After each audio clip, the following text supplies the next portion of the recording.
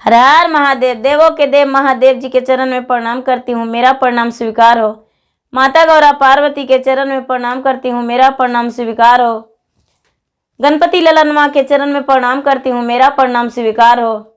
माता पिता के चरण में प्रणाम करती हूँ, मेरा प्रणाम स्वीकार हो। गुरु भाई बहन, मैं एक कथा सुनाने जा रही हूँ।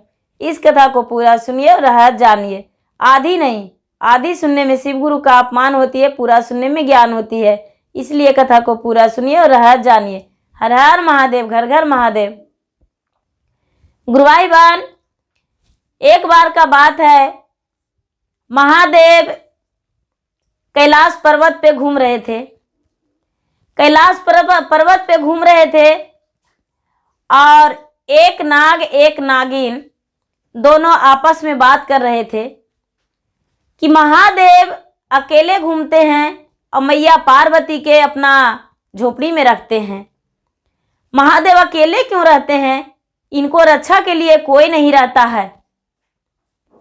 तो नागिन ऐसा बोल रही थी तो नाग बोले कि तो क्या करूं, इनके रक्षा कौन कर सकता है? ये तो खुद तीनों लोक के मालिक हैं, तीन लोग के रखवाली करते हैं, इनका रक्षा भला कौन करेगा? नागिन कहती है, नहीं नागदेव, ऐसा बात नहीं है, इनका भी रक्षक के लिए चाहिए। नाग बोले, तो क्या करूं? मैं इनके गले का हार बन जाऊं, जो कि सारा दिन इनके पहरेदार बन के गले में रहेंगे? नाग तो गुस्से में बोले थे, लेकिन नागिन इस बात को सच्चे मान ली और बोली, हाँ नागदेव, ये बात सचमुच कह रहे हैं, ये सही कह रहे हैं। आप यदि उनके गले के हार बन के रह जाते तो बहुत अच्छा लगता। आप गले का हार बन जाइए। नाग ने जाकर शिव गुरु के आगे लिपट गए उनके चरण में। शिव गुरु बोले, अरे तूने क्यों मेरा चरण लिपट रहा है चरण में, क्या कहना चाहते हो? नाग बोला, महादेव जी, आप अकेले घूमते हैं, अच्छा नहीं लगता है। आप यदि आप मुझे साथ में रखते हैं तो बहुत अच्छा लगता, आपके साथ हम भी तर जाते, मेरा भी पूजा होता, मेरा भी लोग जाप करते, मेरा भी याद करते। शंकर भगवान बोले, तो तुम्हारा मेरा पास कहाँ जगह है? अरे मेरा हाथ में तो त्रिशूल है, डमरू है, सर पे जटा है, जटा में गंगा का धारा है, बगल में मेरा पार्वती है, मेरा नंदी है, बताओ तुम्हें कहाँ रखेंगे? ये नाग बोला, महादेव, मेरे लिए सुंदर सा जगह आपका गले में है। यदि आप अपने गले का हार बना लेते तो उससे बड़ा क्या हो सकता है? आपका शीश जो है वो गले का हार बन के रह जाएगा। महादेव बोले, ठीक है। नाग को हाथ से पकड़ के गले का हार बना लिए। अब नागिन बेचारी अकेली रह गई। नागिन अकेली रह गई तो वो सोचती है कि नाग तो मेरा चल गया, गले के हार बन गया महादेव का, अब हम कहाँ जाएंगे, किसके पास रहेंगे? हमको तो महादेव रखेंगे नहीं, स्वीकारेंगे नहीं, क्या करें? कुछ ना कुछ तो करना पड़ेगा। वो नागिन उसी पर्वत पे पोंछ पर खड़ी हो गई और भगवान के तपस्या में लग गई। भगवान के तपस्या में इसलिए लग गई कि माता पार्वती 12 वर्ष तपस्या किए थे अपने शिव को पाने के लिए, तो हम अपने भगवान को पाने के लिए हम 14 वर्ष क्यों नहीं तपस्या करेंगे? यदि 14 वर्ष तपस्या कर लेंगे तो भगवान तो मुझे आराम से मिल जाएंगे, महादेव, उनका चरण तो मुझे जरूरी मिल जाएगा। कोई बात नहीं, हम तपस्या में लग जाते हैं। वो नागिन जो थी, वो नागिन उसी पर्वत पे तपस्या में लग गई, पोंछ पर खड़ी हो गई। पूर्व में अपना मुख कर ली और पोंछ पर खड़ी होकर बिना अन्न जल के नागिन तपस्या में लग गई। तपस्या में पूरे 14 वर्ष बिता दी नागिन। 14 वर्ष बिता दी नागिन। अब सोचती है कि मेरा तपस्या तो पूरा हो गया, अब महादेव के ढूंढते हैं। यदि महादेव के नहीं ढूंढेंगे तो मेरा तपस्या का क्या फायदा। सुबह सुबह जो नागिन थी, महादेव जी गंगा में स्नान कर रहे थे। गंगा में स्नान कर रहे थे तो उनका जटा खुला हुआ था। पूरा गंगा का धारा पूरा अपरंपार बह रहा था। उनका जो नाग था, वो नाग उसी जगह पे पानी से अलग करके नागदेव अपना बैठे हुए थे, अपना गेड़री मार के। और ये जो नागिन थी वो जाके और महादेव के जटा में लिपट गई और लिपट के और पूरा शरीर को बांध दी महादेव को। महादेव कहने लगे कि अरे, हम अपना तो गले का हार रखे थे और बोल बैठा दिए थे, रोज बैठा देते थे उसी तरह, तो आज एक कौन सा नाग नागिन आ गया है जो मेरा शरीर का जकड़ रहा है। बोले अरे तू कौन हो। तो ये कहती है नागिन, पार्वती कैलन भोला 12 वर्ष तपसिया। पार्वती कैलन भोला 12 वर्ष तपसिया। हम कैली 14 बरिसवा हो, भोला दे दाना जगहिया। हम कैली 14 बरिसवा हो, भोला दे दाना जगहिया।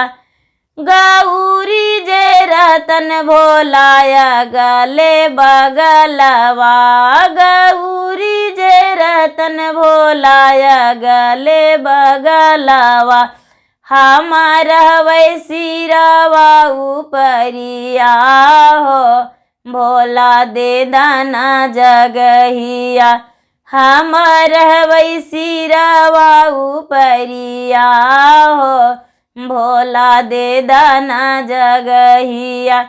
महादेव बोले देखो नागिन, ऐसा है कि अभी पूजा का समय है, अभी थोड़ा सा हम भगवान को भगवान जो हैं वो सबको बांटते हैं आधार, तो हम तो भगवान हैं, 3 लोक के मालिक हैं। तो यदि सबको अपना नज़र से नहीं देखेंगे ध्यान लगाकर, तो कौन किस प्रकार से दुखी है, कौन सुखी है, कौन किस तरह से रो रहे हैं, कौन याद कर रहे हैं, तो हमें सब पे दया बरसाना है, दुखियों पे भी और सुखियों पे भी, सबको सब कुछ देना है हमें। इसलिए अभी कुछ मत बोलो, हम बाद में तुम्हें बता देंगे। नागिन बोले तो महादेव कैसे। महादेव बोले चलो मेरे साथ। महादेव अपने कमंडल में रख लिए नागिन के और रख के और घर लेकर चले गए। घर लेकर चले गए वही झोपड़ी में। झोपड़ी में एक खूंटी था, वो नागिन को टांग दिए। नागिन को टांग दिए और महादेव सबको अपना ध्यान से देखने लगे कि मेरा शिष्य शिष्या पूरे 3 लोक के जो हैं जितने हैं नर लोग किस प्रकार हैं, वो सबको अपना दया बांटने लगे। जब दया बांटने लगे ध्यान लगाकर, तो महादेव भूल गए। महादेव भूल गए कि हम नागिन को रखे थे कमंडल में। महादेव आए, निकले ध्यान लगाकर और कहने लगे पार्वती आपको क्या आदत है, देखिए तो ये जो झोपड़ी है, झोपड़ी का आगे कितना गंदा लगा हुआ है, कितना पत्ता भरा हुआ है। ऐसा है कि इसको झाड़ू लगा दीजिए और समेट दीजिए, अच्छा लगेगा। देखिए गुरुभाई बहना, कहने का तो यही है कि चाहे झोपड़ी हो या महल, उसे साफ सफाई रखना बहुत जरूरी है। जो घर साफ सफाई झाड़ू नहीं लगता है वो घर नहीं है, उस घर में लक्ष्मी का वास नहीं होता है। इसीलिए महादेव बोले अपने पत्नी से। तो पत्नी को तो सबको ही कहते हैं, जैसे हम भी किन्हीं का पत्नी है तो हमें भी वो कहते हैं कि साफ सफाई करो।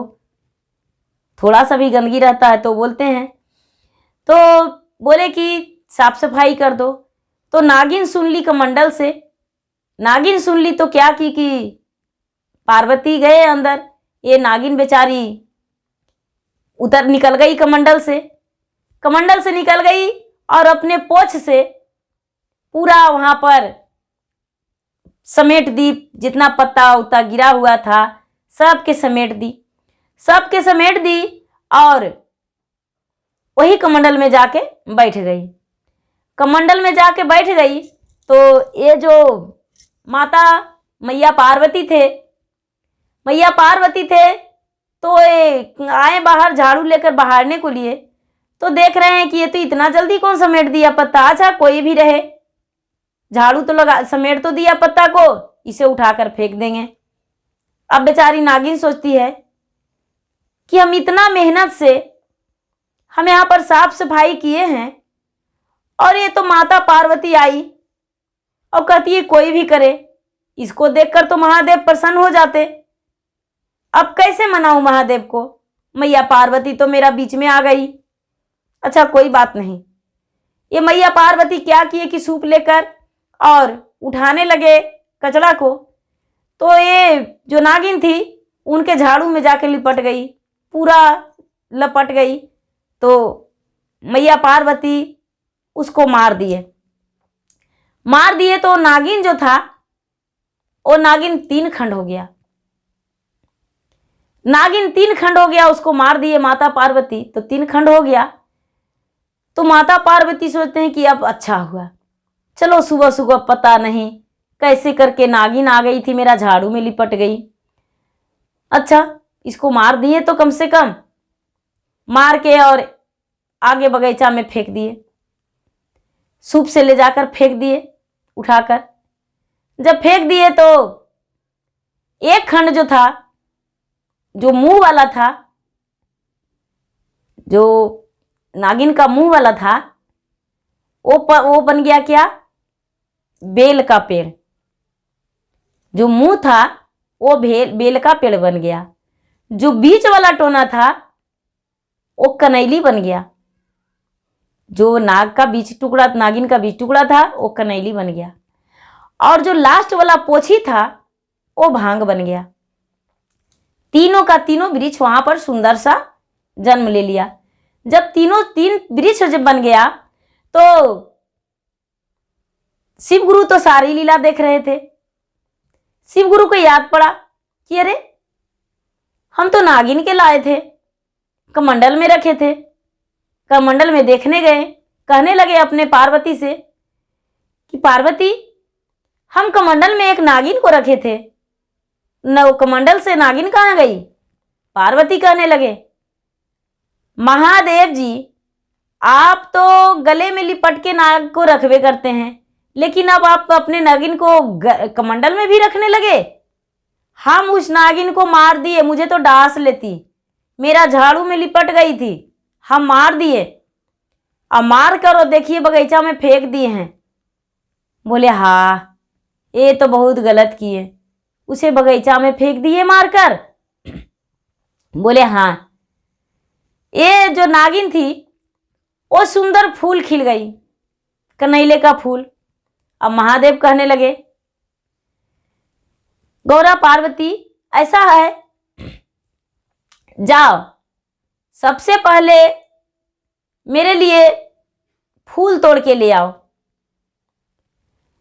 हमको हार बना के पहना दो। ये माता पार्वती गए फूल तोड़ने को लिए, तो फूल में से आवाज निकल रहा है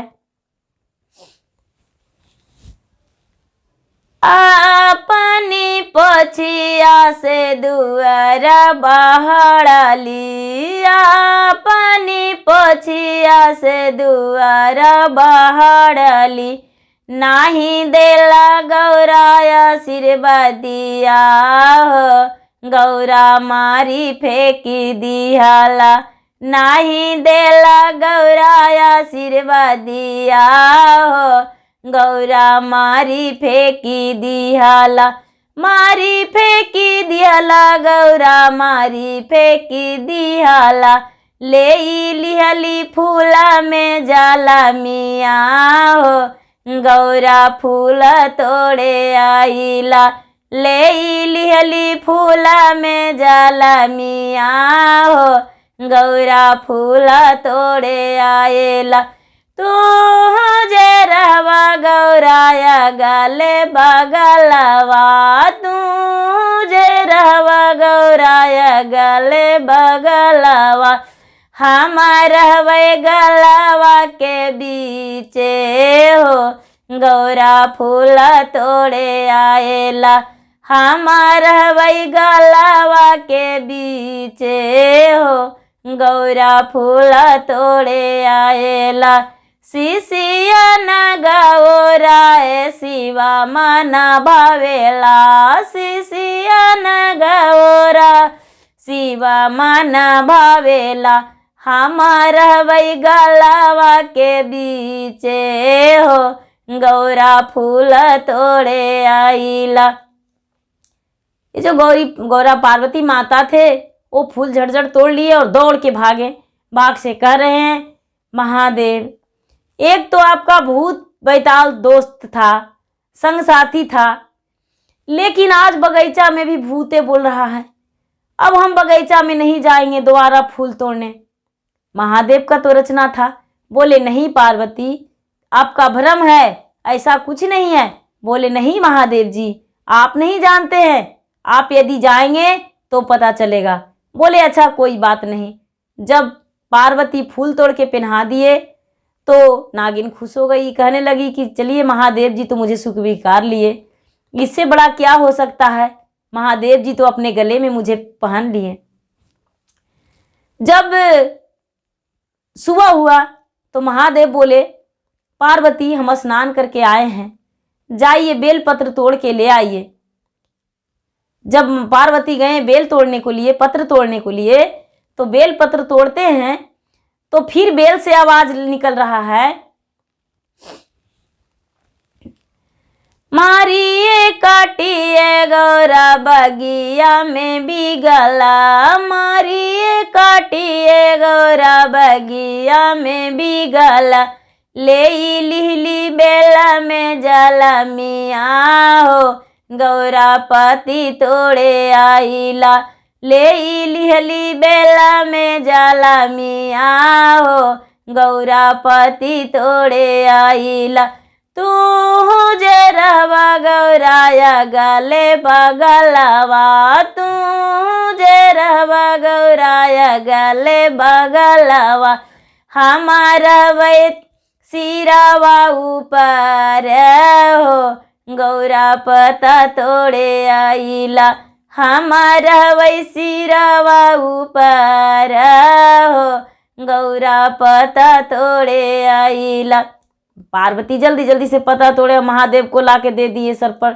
लीजिए महादेव जी, आपको पत्ते मन भावता है तो बगीचा में कह रहे हैं कल से कि भूत बोलता है, प्रेत बोलता है, आप तो मानवे नहीं करते हैं मेरा बात को, भला कभी भी नहीं लगाए हैं, क्योंकि आपका तो भूत बैताल साथी है, इसीलिए हम नहीं जाएंगे पत्ता तोड़ने या बेलपत्र तोड़ने, हम नहीं जाएंगे।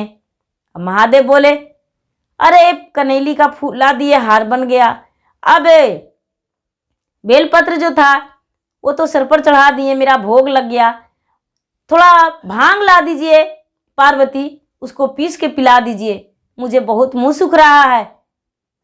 अब पार्वती कहते हैं हम तोड़ने नहीं जाएंगे भांग को, क्योंकि भूत प्रेत बोलता है, जिस पेड़ को तो छूते हैं उस पेड़ में से आवाज निकलता है। अब महादेव जी हंस रहे हैं, कह रहे हैं पार्वती हम भूखा तो रह नहीं सकते हैं, क्योंकि हमें भांग का जरूरत है। अब क्या करे बेचारी, पति का बात तो मानना ही है। पार्वती चले गए भांग तोड़ने, और भांग तोड़ने चले गए, भांग तोड़ कर लाए, भांग तोड़ने गए तो फिर वहां पर कह रहे हैं वो नागिन से फिर आवाज, नागिन का आवाज फिर निकल रहा है, मन पचतैला गौरा बगिया में आइला, मन पचतैला गौरा बगिया में आइला, तोड़ लेला भांगिया के पतवा हो, गौरा फिरू बगिया आइला, तोड़ लेला भांगिया के पतवा हो, गौरा फिरू बगिया आइला, तू जे रहवा गौराया गले बगलवा, तू जे रहवा गौराया गले बगलावा, हमारा वैसी बा गुरु के गलावा हो गौरा हमारा वैसी बा गुरु के कंठिया हो गौरा माना शिष्या भावेला, हमारा वैसी बा गुरु के कंठिया हो गौरा माना शिष्या भावेला। ये कह रही है कि गौरा माता आप तो अगल बगल में बैठिएगा, लेकिन देखिए एक शिष्य से कितना प्रीत है महादेव को कि वो पीस के पी जाएंगे, और जब पी जाएंगे तो उनका कंठ में हम बह जाएंगे, पूरा रग रग में बह जाएंगे। कितना प्रेम था जब महादेव भांग पिसवा लिए माता गौरा से, और पिसवा कर और बोले कि दे दो देवी भांग मुझे। भांग जब पी लिए तो नागिन से आवाज निकल रहा है नागिन का कि महादेव आपने तो मुझे अपना दिल में बसा ही लिए, लेकिन कोई बात नहीं, हम तो जो चाहते थे वो हो गया, लेकिन मुझे जगह दे दीजिए, स्थान दे दीजिए अपने दिल में। महादेव बोले एन मस्तू, हम अपना दिल में जगह दे दिए, क्योंकि नाग का तो गले का हार बना के रखे हैं, तो तुम्हें अपना दिल में जगह दे दिए।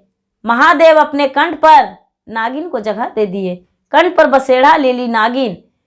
गुरु भाई बहना, जो सच्चे मन से भगवान को भक्ति करते हैं उसे भगवान जरूर एक दिन समय बदलते हैं और अपने स्थान में जगह उन्हें देते हैं। जैसे एक नागिन थी वो सच्चे भक्ति की थी भगवान को, तो भगवान प्रेम से भावना से उसको अपने दिल में जगह दे दिए, कनकन में बसा लिए। गुरु भाई बहना, मेरा वीडियो यदि अच्छा लगे तो मेरा वीडियो को लाइक कीजिए, शेयर कीजिए, सब्सक्राइब कीजिए। धन्यवाद। हर हर महादेव, घर घर महादेव। गुरु भाई बहना, मैं इंस्टाग्राम पे भी हूँ और फेसबुक पे हूँ। मेरा इंस्टाग्राम पे फॉलो करें और फेसबुक पे फॉलो करें। धन्यवाद।